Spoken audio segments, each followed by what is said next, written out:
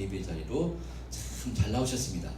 우리 참된 평안교회 성도님들은 예배를 사모하시고요, 정말 예배를 사모하셔서 하나님께 예배드리는 인생을 사셨으면 좋겠습니다. 아멘. 예배를 드리는 것, 지난주 말씀에 제가 그런 말씀을 드렸습니다.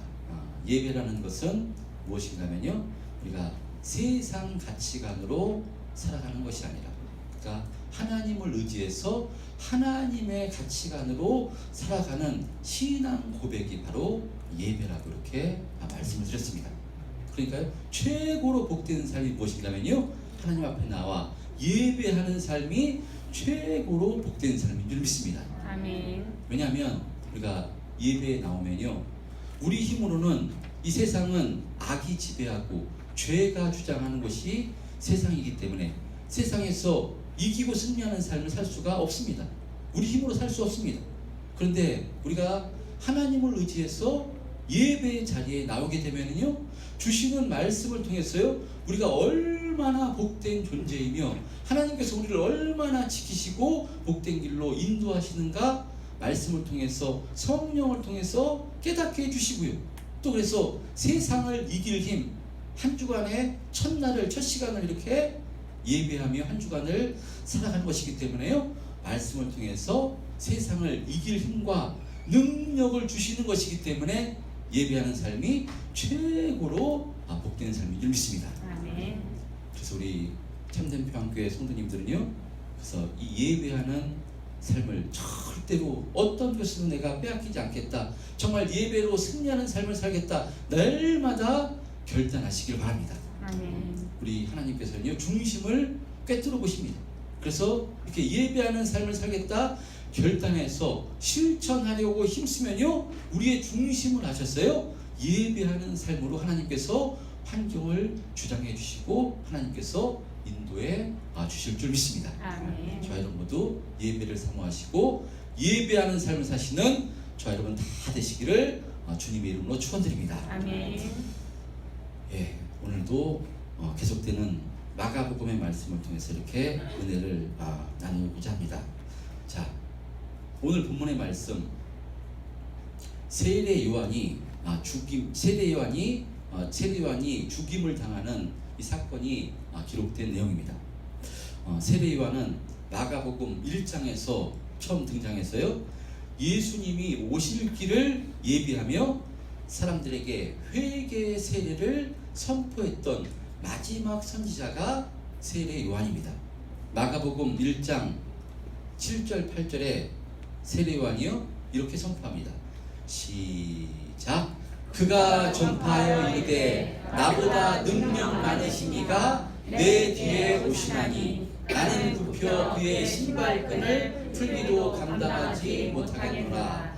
나는 너희에게 물로 세례를 베풀거니와 그는 너희에게 성령으로 세례를 베푸시리라. 네, 이렇게 세례 요한은 예수님보다 6개월 먼저 이 땅에 태어났어요. 예수님의 오실 길을 예비했던 선지자입니다. 그래서 예수님께서 세례 요한에게 어떤 칭찬하시냐면요, 여자가 낳은 자 중에서 이보다 큰 자가 없도다 라고 칭찬할 정도로 바로 예수님께 큰 칭찬을 받았던 선지자가 세례 요한입니다. 그런데 이렇게 큰 칭찬을 받았던 세례 요한이 오늘 본문에 보면요, 아주 허무하게 죽임을 당합니다. 하나님께 이렇게, 예수님께 이렇게 칭찬을 받던, 크게 쓰임받던 세례 요한이었는데 정말 너무나 허무하게 죽임을 당하는데, 그런데 오늘 본문의 저자 마가는 이것을 뭘 이렇게 자세하게 길게 기록해 놨을까? 아주 길게 기록해 놨습니다. 마가복음은요, 복음서 중에서도 가장 짧은 복음서입니다. 4복음서가 있는데 마태복음은 28장까지 기록되어 있고 누가복음은 바로 24장까지 기록되어 있는데, 바로 이 마가복음은요 16장까지밖에 기록되어 있지 않습니다. 그러니까 복음의 핵심을 기록해 놓은 것이 마가복음입니다. 그런데 다른 이 복음의 말씀이 기록될 것도 많을 텐데 이렇게 이 세례 요한이 죽임을 당하는 사건을 아주 길게 기록해 놨습니다. 지난 말씀 기억하시죠? 예수님께서 제자들을 12제자 부르셔서 둘씩 짝지어 보내시는 이 장면 7절로 짧게 기록해 놨습니다. 그런데 오늘 세례 요한이 죽임을 당하는 사건은요, 그것보다 배나 더 길게 이렇게 자세하게 기록해 놨다는 것입니다.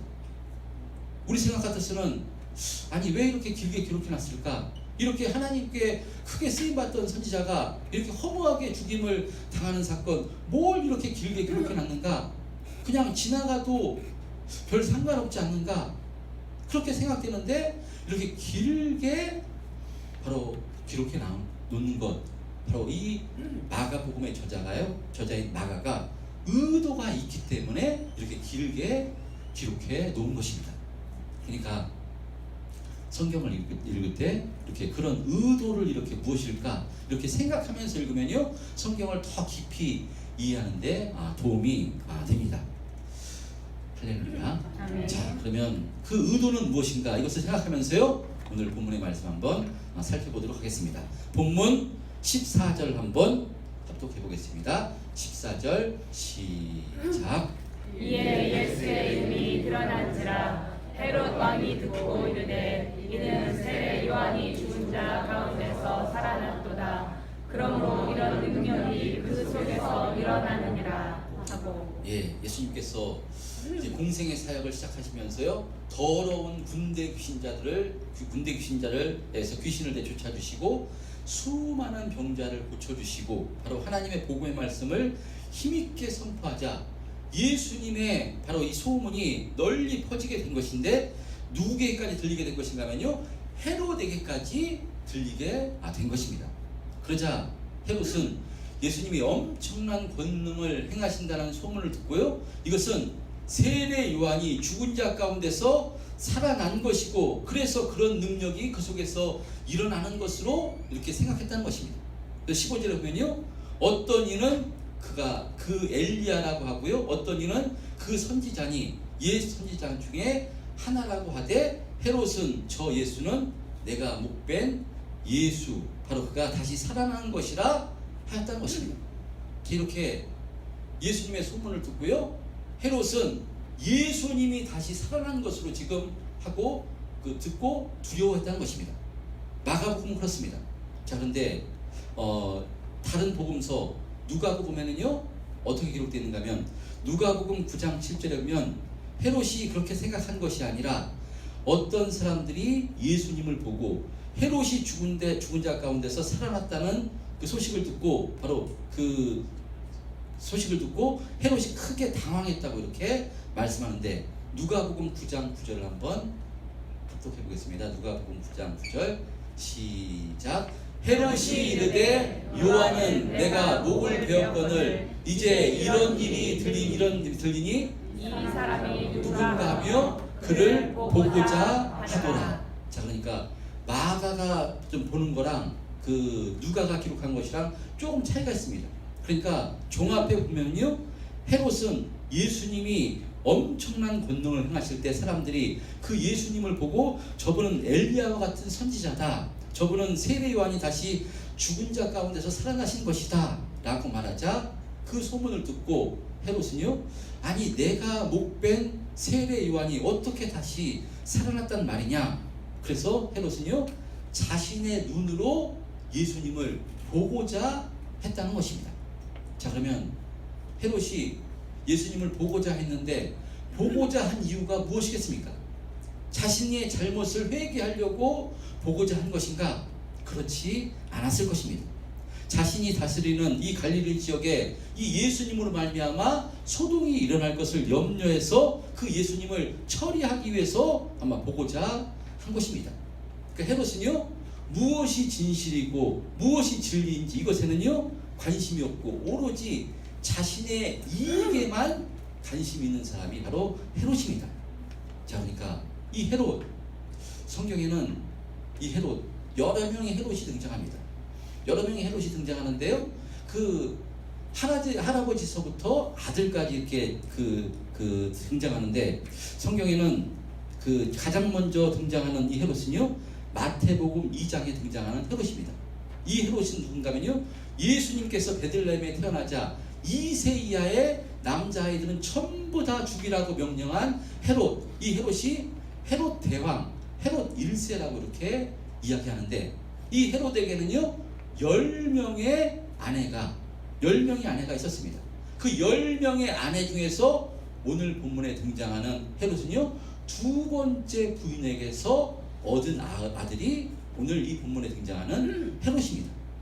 그 성경학자들은 헤롯 안티파스라고 이렇게 하는 인물인데요, 이 헤롯, 그러니까 이 헤롯은요 갈릴리와 요단강 동편 베레아를 다스리던 분봉왕이었습니다.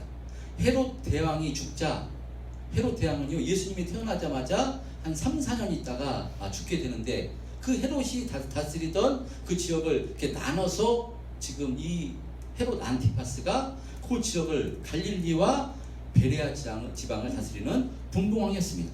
그런데 이 헤롯의 자식들을 보면요, 아버지가 그러니까 10명의 부인을 뒀듯이요, 이 자식들도요 참으로 그러니까 결혼 생활이 문란했음을 볼 수 있습니다. 족보가 폐륜적입니다. 본문에 등장하는 헤롯은요 지금 누구와 결혼한 것인가면 17절 말씀에 오늘 뭐라고 기록되는가면요, 17절 말씀에 보면 전에 헤롯이 자기의 동생 빌립의 아내 헤로디아에게 장가든 고로 라고 이렇게 말씀하는 것이요, 지금 헤롯이요 누구와 결혼했는가면요 자기 동생 헤롯 빌립, 그 빌립의 자기 동생의 아내 헤로디아와 결혼한 것입니다. 그러니까 이복 동생의 아내와 결혼한 것입니다. 그러니까 이 헤롯이요 원래 다른 왕의 그 딸과 결혼했는데, 이 이복 동생의 아내하고 눈이 맞아가지고요 같이 이혼을 해가지고요 결혼한 것입니다. 그런데 지금 이 헤롯과 결혼한 이 헤로디아는 어떤 인물인가면요, 그 먼저 이 빌립도 누군가면요, 그 빌립도 이복 그러니까 삼촌입니다. 그러니까 헤로디아는요 이복 삼촌하고 결혼했다가 또 이혼하고 또 이복 삼촌인 헤롯하고 결혼한 것입니다. 그러니까 한마디로 이 가문이요 정말 폐륜적인 가문이고요, 바로 이 가문이 한마디로 정말 그 족보가 말할 수가 없는 족보입니다. 여러분, 이것 무엇을 상징하는가 하면요 세상을 상징하는 것입니다. 세상은 윤리나 도덕 그런 거 상관하지 않습니다. 나만 좋으면, 나만 원하면, 내가 원하면요 무슨 일이든 서슴지 않는 것, 바로 이것이 세상의 가치관입니다. 자, 이에 관해서 세례 요한은요 세상의 가치관으로 살아가는 사람이 아니라 하나님의 가치관으로 살아가는 사람이기 때문에 이런 분봉왕 헤롯을 볼 때 두고 볼 수가 없는 것입니다. 그래서 이 헤롯의 잘못을 지적하는 것입니다. 어떻게 동생의 아내를 취할 수 있느냐고, 이것은 옳지 않다고 책망하자. 이것을 헤로디아가요 이것을 원수같이 여겼어요. 헤롯을 옥에 가두는 것입니다. 옥에 가두는 이유가 무엇이겠습니까? 죽이려고, 자신에게 그 이빠른 말을 한다고요 헤로디아가 열이 받았어요. 바로 이 요한을 죽이려고 했던 것입니다. 그런데 헤로디아는 이렇게 세례 요한을 죽이려고 옥에 가두었으나 헤롯은 그렇지 않았음을 오늘 본문을 통해서 볼 수 있는데요, 20절 말씀, 20절 한번 독해보겠습니다. 20절 시작. 헤롯이 요한을 의롭고 거룩한 사람으로 알고 두려워하여 공고하며 또 그의 말을 들을 때에 크게 번민을 하면서도 달달하게 그리우라. 예, 헤롯은 이복 동생의 아내를 어떻게 취해서 아내를 삼을 수 있느냐 이렇게 지적할 때요, 헤로디아는 그 얘기를 듣고요 저거 가만히 있으면 안 되겠다, 옥에 가서 죽여버려야 되겠다 했지만, 이 헤롯은 처음에는 이 세례 요한을 의롭고 거룩한 사람으로 바로 알고 두려워했기 때문에요 그를 보호했던 것이고, 또 보니까 요한이 사실 틀린 말 한 것이 아니기 때문에 그 양심으로 자기가 생각할 때, 양심적으로 생각했을 때 그것을 받아들여서 그 요한을 죽이지 않았던 것입니다. 그래서 세례 요한이 옥에 갇혀 있었던 것인데, 자 그러던 차에 21절에 보면요, 헤로디아에게 아주 좋은 찬스가 찾아온 것입니다. 마침 헤롯이 자기 생일에 대신들과 귀인들 이렇게 불러서요 잔치할 때 그 헤로디아의 딸이 들어와서 춤을 춥니다. 이때 어린 딸이 얼마나 춤을 잘 추던지 바로 사람들이 너무 기뻐하니까요, 헤롯이 소원 하나를 이렇게 말하라고 합니다. 그러면서 23절에 보면 무엇이든지 내가 내게 원하면 내 나라의 절반까지도 주겠다, 이렇게 말합니다. 이것은 나라의 절반을 주겠다는 의미보다도요, 내 소원 모든 것 다 들어주겠다, 반드시 들어주겠다고 이렇게 이야기할 때 이 딸이요 자신의 어머니 헤로디아에게 가서 내가 무엇을 구하리까 이렇게 할 때 바로 헤로디아가 잘됐다, 찬스다 해가지고요 바로 눈에 가시 같은 세례 요한을 죽여야겠다 해서요 세례 요한의 머리를 구하려고 할 때 바로 그의 딸이 세례 요한의 머리를 소반에 얹어 내게 주기를 원하나이다 라고 요구하자 헤롯은 이 얘기를 듣고 26절에 심히 근심합니다. 그러나 그가 맹세한 것과 또 많은 대신들과 하객들 앞에서 맹세한 것이라 어쩔 수 없이 허락하게 되고, 그래서 요한은요 이 헤로디아의 악한 관계에 빠져서 그 머리가 잘려 소반에 올려지게 되는 바로 비참한 죽임을 이렇게 맞이하게 됩니다. 여러분, 이렇게 예수님으로부터 엄청난 칭찬을 듣던 선지자 세례 요한이 끔찍한 죽임을 당하게 된 것입니다. 너무나도 허무한 죽임입니다. 의인이 악인에게 비참한 최후를 맞이하게 된 너무나도 원통한 모습입니다. 그런 의미로 이런 원통한 죽음, 마가는 왜 이렇게 자세히 기록해 놨는가? 그냥 짧게 기록해 놓던지 아니면 기록하지 않아도 괜찮은데 이렇게 마가는 자세히 기록해 놨는가? 그냥 언뜻 보면요 참 속상하게 보입니다. 세례 요한은 그냥 이 땅에 태어난 것도 아닙니다. 바로 이사야 선지자를 통해서요 광야에서 주의 길을 하라고 외치는 자가 있을 것이다 라는 이 예언의 말씀에 의해서 이 땅에 태어나서 예수님이 오실 길을 예비했던 인물이 바로 세례 요한입니다. 그러니까 성령께 붙들려서 하나님의 뜻대로 살았던 인물이 세례 요한인데, 그 세례 요한이 너무나도 비참하고 안타까운 죽음을 맞이하게 된 것입니다. 나이도 30대 초반의 나이에 허무하게 생을 마감하게 된 것인데, 그것도 하나님의 선지자였는데 어떻게 악인에게 그 머리가 잘려서 이 소반이 작은 쟁반에 이렇게 올려지는 비참한 죽음을 맞이하게 된 것인가? 이 마지막 모습을 보면요, 이게 뭐냐? 하나님이 쓰시던 이 선지자였는데 이렇게 어떻게 비참하게 죽임을 당할 수 있단 말인가? 우리들도 예수를 믿는데 우리들도 삶도 이렇다면, 우리들도 이렇게 절망으로 끝난다면 예수 믿는 것이 무슨 축복이고 은혜란 말인가? 하나님께서 우리와 함께 하시며 영원토록 지켜 보호해 주시겠다고 약속해 주셨는데 이것이 지켜주시는 그 결말인가? 이런 모습을 볼 때요 너무나 실망스럽게 느껴질 수가 있다는 것입니다. 여러분, 그러면 세례 요한은요 실패한 인생일까요? 허무하게 그의 머리가 잘려서 이 소반에 올려지는 이런 비참한 죽임을 당하게 된 것인데 세례 요한은 실패한 인생인가? 여러분, 저는 절대로 실패한 인생이 아니라고 확신합니다. 여러분, 그의 죽음은요 결코 헛된 것이 아닙니다. 우리 눈에는 실패한 것 같고 세상 가치관으로 보면요 요한 같은 인생을 살 거면 뭘 예수를 믿냐 이렇게 실망할 수 있겠지만, 그러나 요한은요 너무나 가치 있는 인생을 산 것입니다. 그는 예수님의 오실 길을 예비하며 회개의 세례를 외쳤을 뿐 아니라 그의 비참한 죽음을 통해서도요 예수님께서 십자가에서 우리의 모든 죄를 담당하시고 죽으실 것임을 그의 죽음을 통해서 바로 예표하고 있는 것입니다. 그의 죽음까지도 하나님께서 쓰신 것입니다. 여러분, 예수님도요 비참한 죽임을 당하셨습니다. 사랑하는 제자 중 하나인 가룟 유다가 바로 이 스승을 팔아서 로마 군병의 손에 붙들려서 정말 조롱당하고 가시와 멸관을 쓰고 극악한 죄인이 달리는 그 십자가에 달려 살을 찢기고 피 흘려서 죽으신 분이 바로 예수님이십니다. 그런데요, 그 예수님이 죽으심이 허망한 것이 아니라 그 예수님께서 십자가에서 죽으심으로 그 대속의 피로 말미암아 우리가 바로 죄 사함 받아 영원한 생명, 영원한 축복을 얻게 된 것이니까요. 이것이 최고의 축복이고요, 최고의 복음인 것입니다.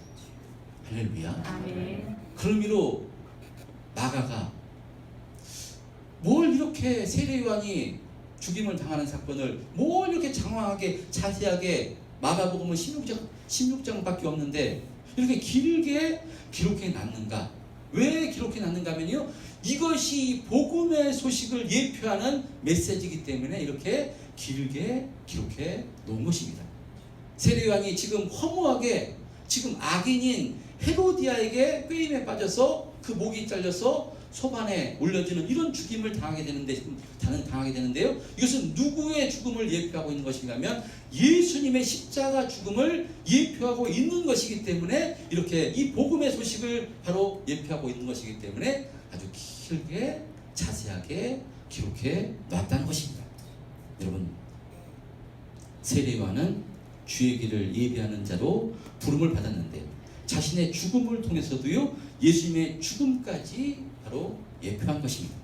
여러분, 하나님은 살아계신 전능하신 하나님이신데 만약에 세례 요한을 죽이려고 헤로디아가 악한 관계로 세례 요한을 죽이려 했을 때 하나님께서 능력이 없으셔서 그것을 막으시지 못하겠습니까? 충분히 막으실 수 있고요, 세례 요한을 죽이지 못하게 충분히 막으실 수 있고 가로막을 수 있는 분이 하나님이십니다. 할렐루야. 아멘. 근데 왜 그냥 두시느냐? 이 세례 요한의 죽음을 통해서 예수님의 십자가 죽음을 바로 예표하게 하기 위해서 세례 요한의 죽음까지도 바로 하나님께서 이렇게 쓰신 것입니다. 여러분, 그러니까요, 이 세례 요한 오늘 내용을 보면 아주 자세하게 기록해놨는데, 그러니까 이 예수님의 죽으심과 또 부활까지도 이 죽음을 세례 요한을 통해서 바로 이렇게 보여주고 예표하고 있는 것입니다.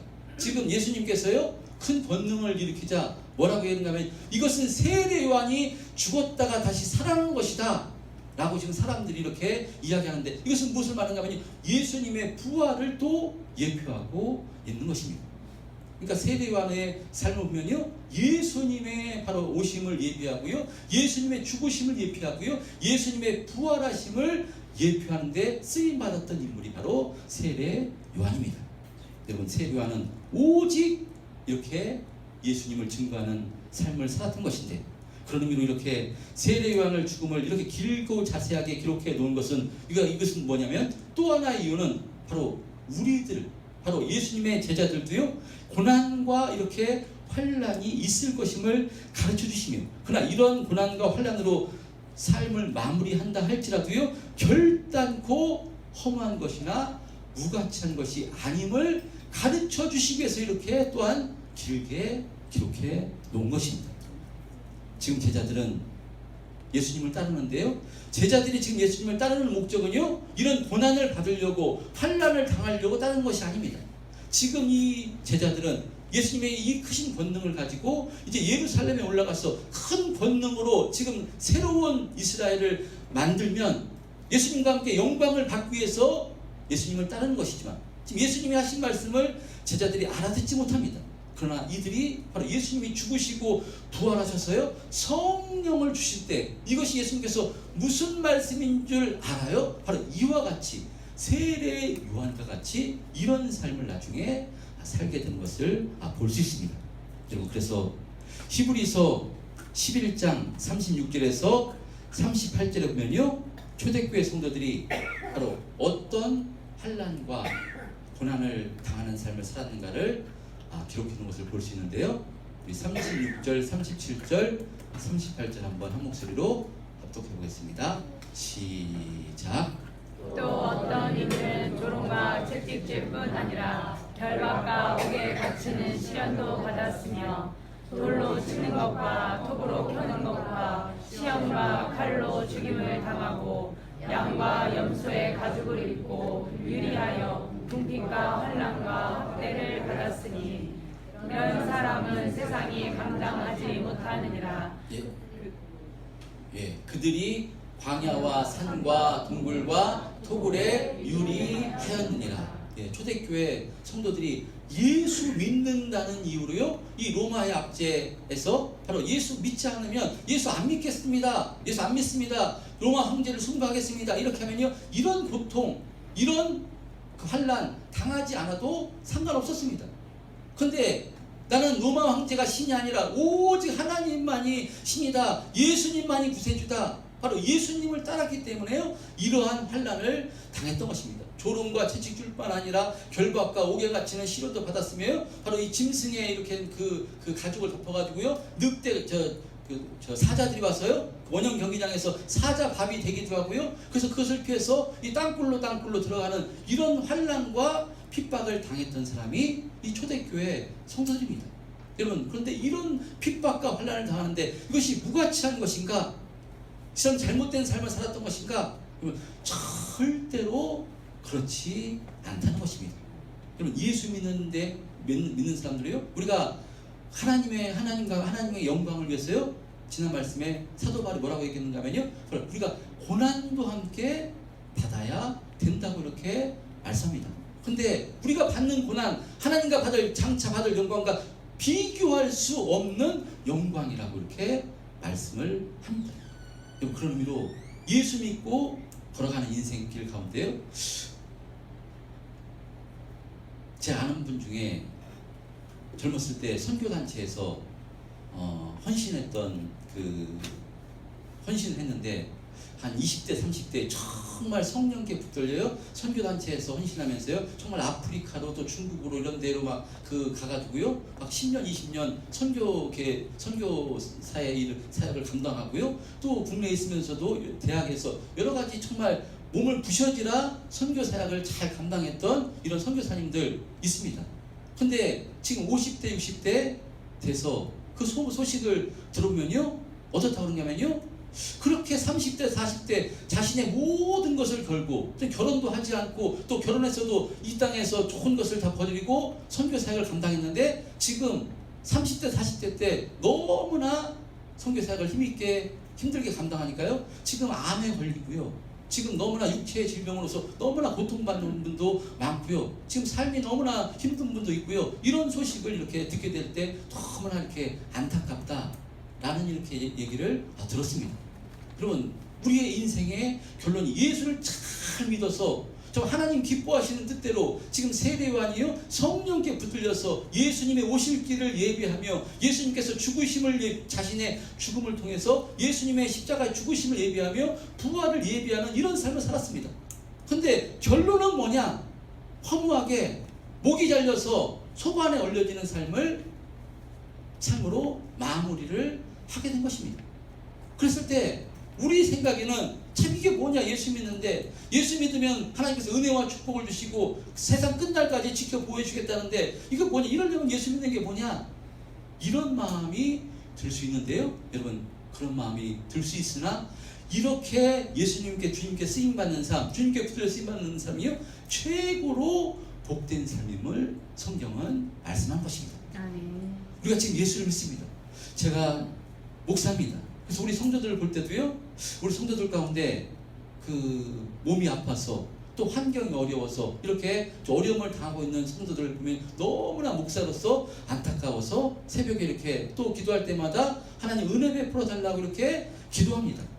근데 이 기도도 하지만요 어떤 기도를 하는가 하면요, 믿음을 가지는 것이 최고의 복이기 때문에 하나님 은혜 베풀어 주셔서 그런 어려움과 고난이 있다 할지라도 절대로 신앙생활에 방해받지 않게 주님 축복해 주시고 정말 흔들리지 않는 믿음을 허락해 주셔서 그런 환경 가운데서도 이기고 승리하는 삶을 살게 허락해 주옵소서 라고 이렇게 기도합니다. 여러분, 우리가 거룩한 주일 주님 앞에 나와서 한 주간 삶의 현장에 있었던 일 또 위로도 받아야 됩니다. 위로도 받아야 되는데요, 그것보다도 더 무엇해야 되는가 하면요, 이 세상은요 악이 지배하는 세상입니다. 헤로디아가 지금 헤롯이 세상을 지배하고 있습니다. 이 나라를 지배하고 있습니다. 그런 반칙과 세상 가치관이 지배하는 세상 가운데 헤롯이 허무하게 지금 죽임을 당하는 이런 가운데 우리도 지금 살아가고 있습니다. 그렇기 때문에요, 우리가 이 땅 예수 믿고 살아가는 삶이 쉽지 않습니다. 고난이고요, 어렵고, 예수 잘 믿고 잘 믿으려고 힘쓰면 힘쓸수록 어렵습니다. 헤롯이 그냥 그런가 보다 뭐 이복 삼촌의 그 아내랑 결혼하든지 말든지 입국 닫고 그냥 아무 얘기 안 하고 가만히 있으면요 죽임 당하지 않아도 됐습니다. 근데요, 하나님의 가치관으로 살려고 하니까, 하나님 기뻐하시는 뜻대로 살려고 하니까요, 이렇게 죽임을 당하고 이런 환난을 당하게 되듯이, 우리도 예수 믿고 예수 잘 믿으려고 하다 보면요 어려움과 고난과 환난이 있는데, 여러분 절대로 이것이 무가치한 것이 아니라 하나님께서 이것을 그때 전부 다 기억하셨다가 하나님께서 은혜 베풀어 주시고 축복해 주신다는 것입니다. 아멘. 여러분, 예수 믿는 사람은요 세상 가치관으로 살아가는 사람이 아닙니다. 세상 가치관으로 보면요 세례요한은요 참으로 어리석은 사람입니다. 바보 같은 인생을 산 겁니다. 쓸데없는 얘기 해가지고 가만히 있으면 되는데 뭐 이렇게 예수를 믿어가지고 예수님이 오실 길을 예비하고 그 가문도 좋았는데 그렇게 살지 않아도 됐는데 어리석은 인생입니다. 그러나요, 하나님의 가치관으로 보면, 하나님의 심정으로 보면요 세례 요한처럼 정말 힘있게 하나님께 쓰임받는 자가 없었다는 것입니다. 그래서 예수님께서 여자가 낳은 자 중에서 가장 큰 자가 세례 요한이라고 이렇게 칭찬을 했던 것입니다. 할렐루야. 아멘. 여러분, 지금 예수를 믿고 우리가 참된 평화의 성도님들 신앙생활 하고 있습니다.